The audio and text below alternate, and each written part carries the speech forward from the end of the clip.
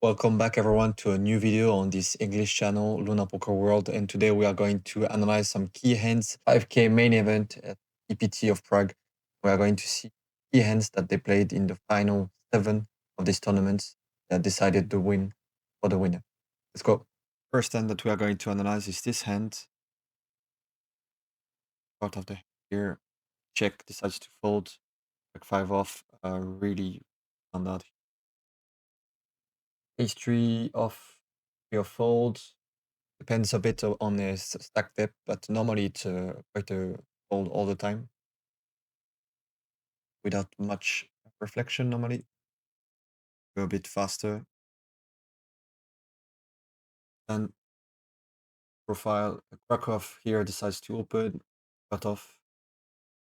Stansio has a small decision, ace-3 suited. Some of the time you can go for 3-bet here. Normally you're not supposed to fight too much big stack against big stack in the final table, but it depends on the reads that you have on your opponents. Sometimes it can be okay, sometimes it can be valuable to 3-bet. I don't think flat is really an option here. You don't want to play some dominated a6s hands here. But yeah, it decides to 3-bet for quite a small sizing, which is really not the sizing that I would have gone for. Maybe I would have gone almost for 3x against a guy that covers me the final table. But it depends on the ICM pressure that we think the opponent is also um, having. And here it decides to call. I think it's the standard. If the 3-bet is really small, those suited connector hands are really good to call. Now it's going to be really tough on both decisions, both guys. Krakow should check most of the time. He could lead also some of the time. It's not a huge it's not a huge. It wouldn't be a huge mistake to lead here. He could have sometimes he has all the pocket fours, maybe pocket fives. If the opponent really made a small sizing, maybe he could have them. Now Sun Tzu goes for a bet.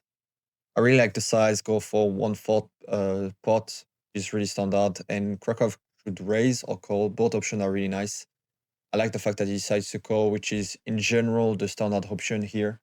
And now we have a small decision in Stansu's shoes. I don't think he should bet a lot. Krakow decides to lead here on the tree.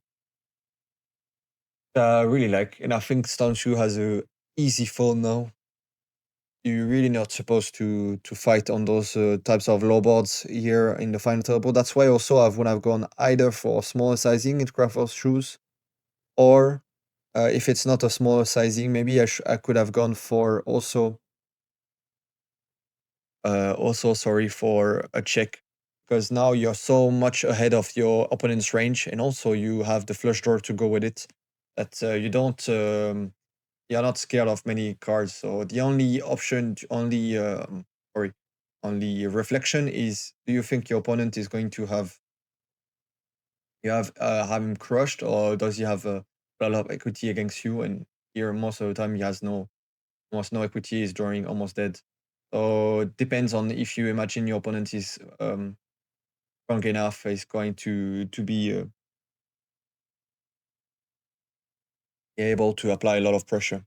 The second hand that we are going to see is a hand, just after.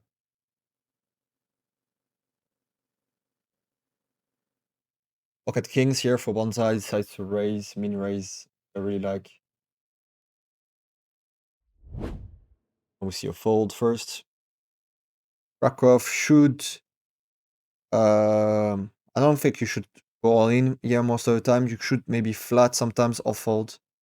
The range of Bonza range is really tight. Stance you, wow, he has pocket aces now. It could be, I would say,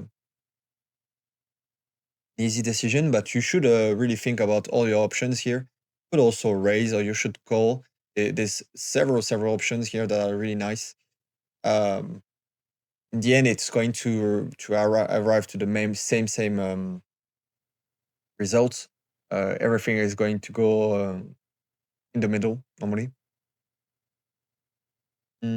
But you could call, yeah, for example, in Bonzal's shoes here, you could call, go for all in, and decide to snap call. And he has the bad surprise to see that he was just dominated. Really, I think it's impossible to get away. Sometimes it really happens on the flop that the opponent really makes some yeah, powerful move. But here you should never get away from this sense, and we are just going to see what happens to both players. But I really like the fact that Stansfield didn't go for all in directly. It depends if you imagine that your opponent is really has a tight range, then maybe you should um, think about it. Think about going all in directly because he's going to call all of his range, and sometimes with a three bet you can scare them off.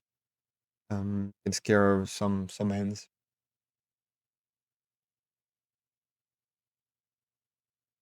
And a tree on a river, and we lose one of the guys, one of the players. An unfortunate confrontation. Now we are going to see other hands. Oh, no, he wasn't eliminated. He had still a bit left. Now he has a decision maybe to go all in with his hand. I do not think it's an in here that tough, but I don't really understand because he has so few chips that yeah. Oh wow! We just saw one incredible move from Krakow.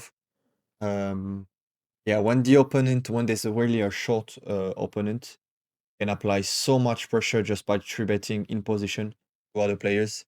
The other players have to fold so much of their range. So also when you have a shorter a pair or a shorter opponent at your table, should really be aware that you are going to be pressured by bigger stacks. So your opening range should also be a bit tighter.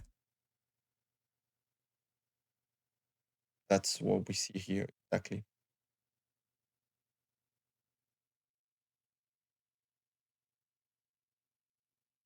Krakow decides to open, and now this time Bonsal he's all in, and we will see.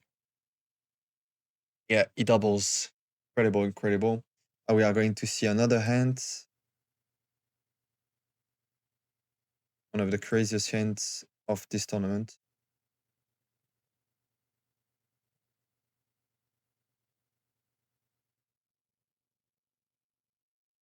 We have to go back to the tournament.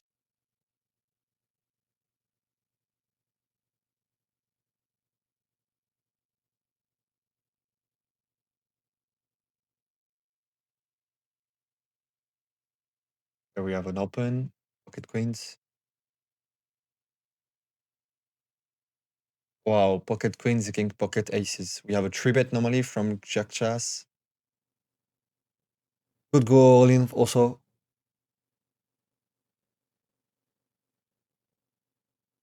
Both options are really nice on this part. Yeah, these guys three bet really small. I don't think it's going to change much. Really, it was he three bet with a really shallow stack. Wow, and we have pocket jacks behind. A really tough spot, and decides to really think about it.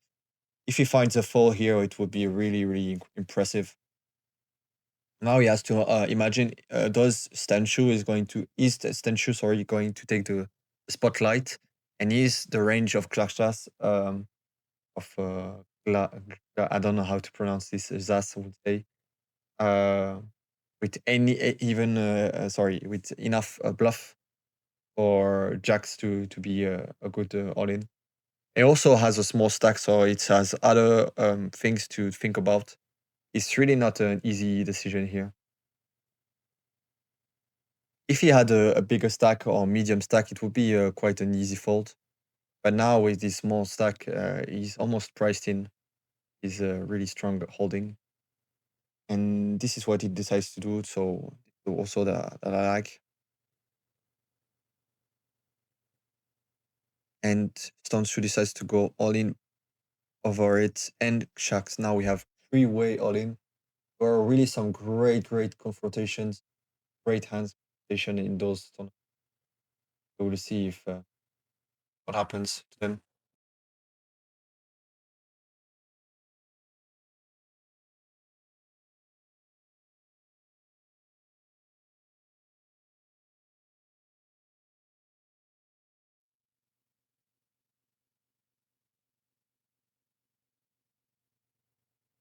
doesn't change any turn and river 7.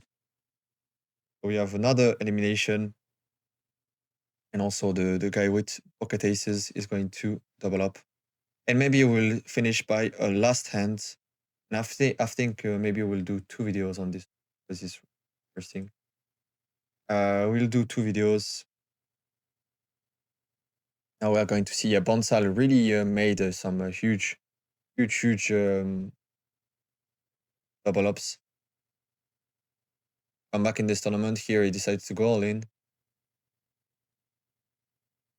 And we can see also that Krakow, I think here, if it was maybe 3 blinds deep, I think it's 3 blinds deep or 4 blinds deep. I think it's a call with in Krakow shoes. But what you have to have in mind here also is that it's in Krakow's interest to keep a short stack alive when he is the chip leader. So I really think he's right at this game. He seems to understand really the dynamics. Also with his 3-bet with 6-7 off, really interesting, impactful, and really understand. He really understand the games and the dynamics of the game. So this will make a huge difference in the long term the results. If you like the video, please subscribe, share, and follow this channel. I will do other recaps, other analysis of tournaments, often online or live of the poker for the poker English. And if you have any ideas also how to improve those concepts, those videos, please put them down below and I will check them out. And otherwise, we'll see each other in another video. Ciao, ciao.